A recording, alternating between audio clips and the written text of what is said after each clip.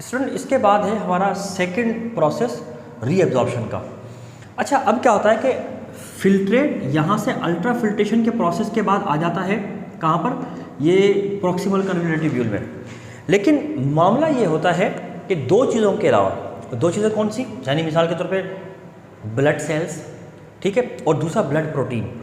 इन दो चीज़ों के अलावा बाकी तमाम की तमाम चीज़ें फिल्टर होकर प्रॉक्सिमल कन्वोल्यूटेड ट्यूब्यूल्स के अंदर आ जाती हैं।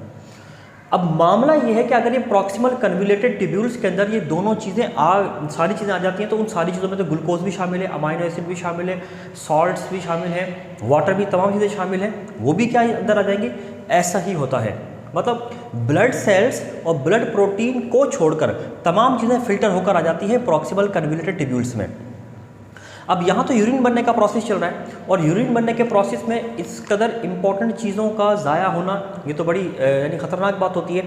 यही वजह होती है कि जैसे ही फिल्ट्रेट प्रॉक्सिमल कन्वोल्यूटेड ट्यूब्यूल में आता है, यहाँ से सिलेक्टिव रीएब्जॉर्प्शन का प्रोसेस स्टार्ट हो जाता है। अभी जो सिलेक्टिव रीएब्जॉर्प्शन का जो प्रोसेस है, इसमें क्या होता है कि कुछ सिलेक्टेड सब्सटेंसेस जिनकी बॉडी को ज़रूरत होती है वो रीएब्जॉर्ब होना शुरू हो जाते हैं, और ये रीएब्जॉर्प्शन का जो प्रोसेस है वो इस प्रॉक्सिमल कन्वोल्यूटेड ट्यूब्यूल से स्टार्ट होता है और डिस्टल तक ही जारी रहता है वो। अब इसमें क्या होता है, मिसाल के तौर पे प्रॉक्सिमल कन्वोल्यूटेड ट्यूब्यूल है, इस प्रॉक्सिमल कन्वोल्यूटेड ट्यूब्यूल के अंदर ग्लूकोज होगा, अमाइनो एसिड्स होंगे, कुछ सॉल्यूट्स होंगे, वाटर होगा, उन सब की रीएब्जॉर्प्शन यहीं से स्टार्ट हो जाएगी। अब ये प्रॉक्सिमल कन्वोल्यूटेड ट्यूब्यूल जितनी बड़ी होगी, फिल्ट्रेट उतना ज़्यादा टाइम तक इसमें रहेगा, और उतना ज़्यादा टाइम तक रहने की वजह से रीएब्जॉर्प्शन का प्रोसेस उन तमाम चीज़ों का उतना ही ज़्यादा होगा उसके अंदर से। यही वजह होती है कि प्रॉक्सिमल कन्वोल्यूटेड ट्यूब्यूल ये काफ़ी बड़े साइज़ की होती हैं, और ये इस तरह से उलझी हुई होती हैं। ये जिक्र हो चुका है हमारा जब हम नेफ्रॉन की स्ट्रक्चर डिस्कस कर रहे थे, तो उसमें सब चीज़ों का जो है ना वो तस्करा हो चुका है। अब उसके बाद क्या होता है कि जितनी भी चीज़ें यहाँ पर एब्जॉर्ब होनी थी वो हो गई। इसके बाद ये फिल्ट्रेट नीचे मूव करना शुरू करेगा। अब आपको पता है ये लूप ऑफ फेनल है, लूप ऑफ फेनल का ये वाला side descending limb of loop of Henle, और ये वाला side ascending limb of loop of Henle कहलाएगा। लूप ऑफ फेनल की दोनों साइड में फ़र्क होता है। फ़र्क ये होता है कि जो डिसेंडिंग लिम्ब है, ये डिसेंडिंग लिम्ब परमिएबल होता है वाटर और सोडियम आइंस के लिए, ठीक है। अब वाटर और सोडियम आयन यहाँ से कंटिन्यूसली एब्जॉर्ब होते जाएंगे अनटिल एंड अनलेस के यहाँ से टर्न करके ऊपर मूव करना, असेंडिंग लिम्ब में ना आ जाए।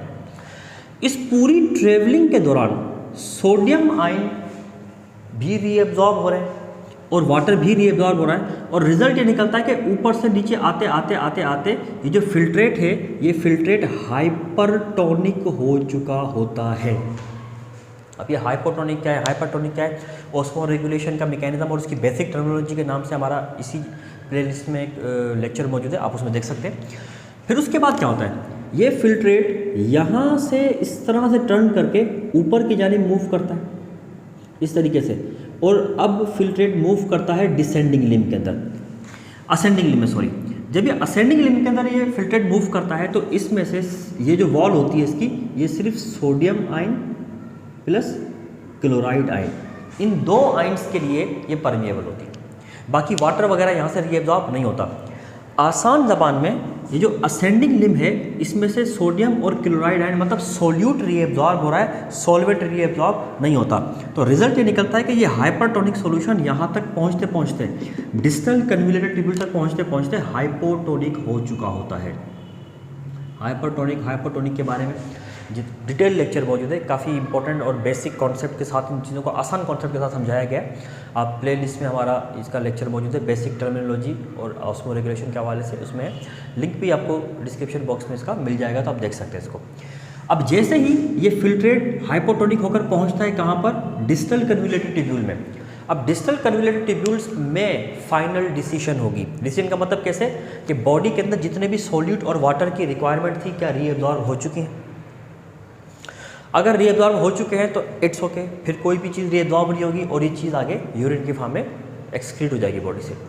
लेकिन अगर अभी भी सॉल्यूट की या वाटर की अभी भी कमी है, तो कुछ हार्मोन्स हैं, वो हम पढ़ेंगे अगले लेक्चर में। हमारा अगला लेक्चर होगा वो हार्मोन्स का, कि हार्मोन्स के हमारे किडनी के रेगुलेटरी फंक्शन पे क्या इफेक्ट पड़ते हैं। ये जो हार्मोन्स होते हैं, ये हार्मोन एक्ट करते हैं डिस्टल कन्वोल्यूटेड ट्यूब्यूल में, और यहाँ से अगर वाटर की रिक्वायरमेंट है तो एडीएच हार्मोन वाटर को रीअब्जॉर्ब करवा देगा, और अगर आयंस की है तो उनके हार्मोन उनकी यहाँ पर रीअब्जॉर्प्शन करा के ये चीज़ें को बैलेंस कर देंगे। मतलब कि यहाँ तक रीअब्जॉर्प्शन चलती रहेगी कलेक्टिंग डक्ट तक, और फिर जब तमाम की तमाम चीज़ें रीअब्जॉर्ब हो जाती हैं तो बॉडी के अंदर वाटर और सॉल्यूट इन तमाम चीज़ों का बैलेंस है वो एकदम से मेंटेन हो जाता है।